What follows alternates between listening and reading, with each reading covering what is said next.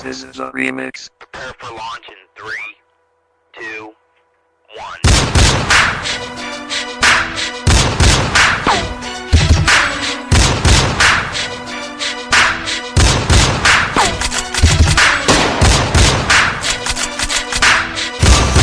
Welcome back mga kabig boss. Please like, share, and subscribe my YouTube channel, ang The Big Boss 101, ang pobreng Shift TV Sibuyanon channel, and ang Rumblumanon Vloggers. Thank you!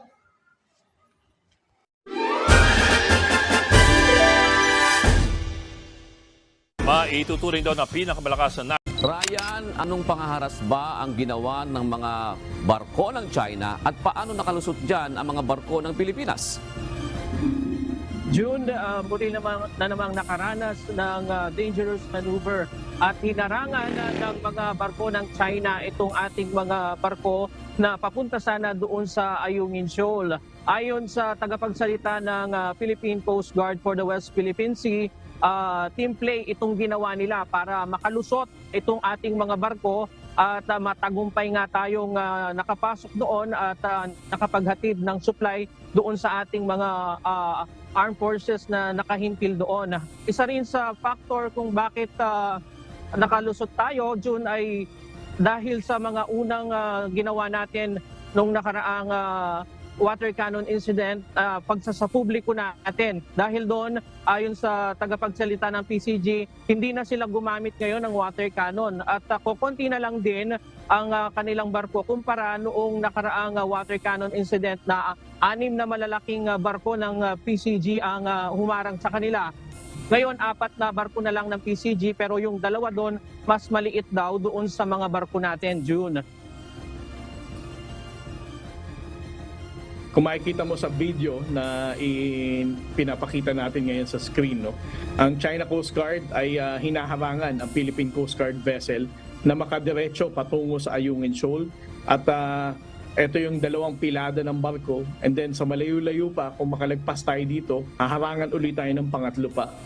4 na barko ng Chinese Coast Guard at 4 na Chinese Maritime Militia ang sumalubong sa 2 barko ng Philippine Coast Guard at supply boat ng Armed Forces of the Philippines. May 2.5 nautical miles lamang ang layo sa Ayungin Shoal.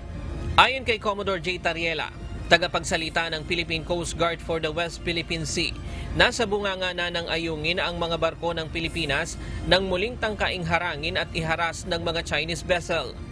Muling nagsagawa ng dangerous maneuvers ang mga ito para pigilang makapasok sa Ayungin ang mga barko ng Pilipinas.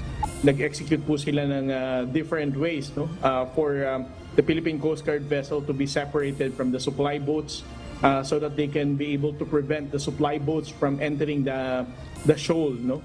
At ito pong supply boats na to ang may dala ng supply ng ating mga sundalo. Gayunpaman, matagumpay na nakapasok ang resupply boat ng Pilipinas sa Ayungin Shoal. Ayon naman sa Armed Forces of the Philippines, maliit man ang tagumpay na ito para sa mga Pilipino, pero nagpapakita ito ng ating paninindigan na protektahan ang soberenya ng bansa. Dito ay pinapakita natin ang ating katatagan, ang ating pagkakaisa bilang isang bansa na isulong ang tama at ang nararapat para sa hindi lang para sa ating kapakanan ng mga ating mga Pilipino, kundi na rin para sa international order na sinasabi. Because what we are actually promoting here is not just our sovereign rights, but of course the implementation of a very important convention, which is the United Nations Convention on the Law of the Sea. Samantala, ayon kay Chinese Ambassador to the Philippines Wang Zilian, wala umanong problema sa pagdadala ng humanitarian supply ng PCG at pinapayagan nila ito. Ang problema aniya ay ang pagpapadala umano ng construction materials doon. What I want to emphasize is that there has never been problem with the delivery of humanitarian supplies. Because there is a special arrangement for such. Sir, can you tell us what special arrangement is this? The problem was with the transportation of large scale of building materials. Mariin naman itong pinabulaanan ni Commodore Tariela.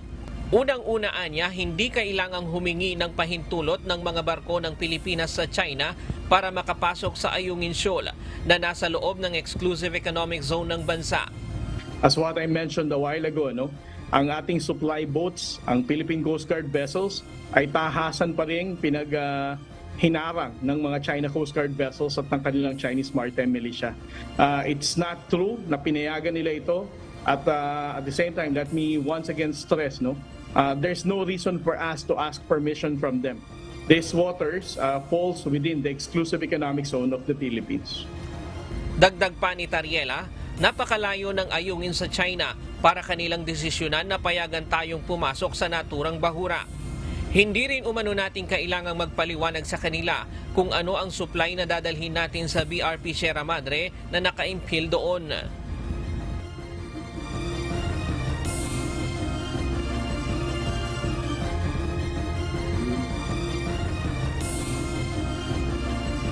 June, sa ngayon, wala pa tayong impormasyon kung paghahain muli ng diplomatic protest ang bansa hinggil dito. Balik sa iyo, June. Ryan, papaano ba nalalaman ng China kung ang dala o ang karga lamang ng vessels ng Philippine Coast Guard ay para sa resupply mission, para sa mga pangangailangan ng ating mga tropa sa Ayungin Shoal? At paano nila nalalaman kung ito ay may mga construction materials?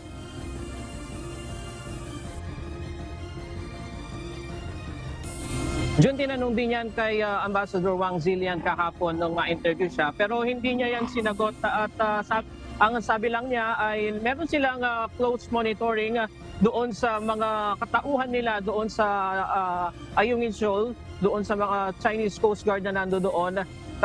Yun lamang ang kanyang binanggit patungkol dyan. Pero kung paano nila nalalaman kung merong materials na gagamitin sa pagsaayos doon sa ating barko doon, hindi natin alam kung paano nila natutuko yon, June. Yan bang barko na nakita sa screen ngayon ng Philippine Coast Guard, yan din ba yung barko na ginamit noong August 5 kung saan winater cannon yung ating mga vessel?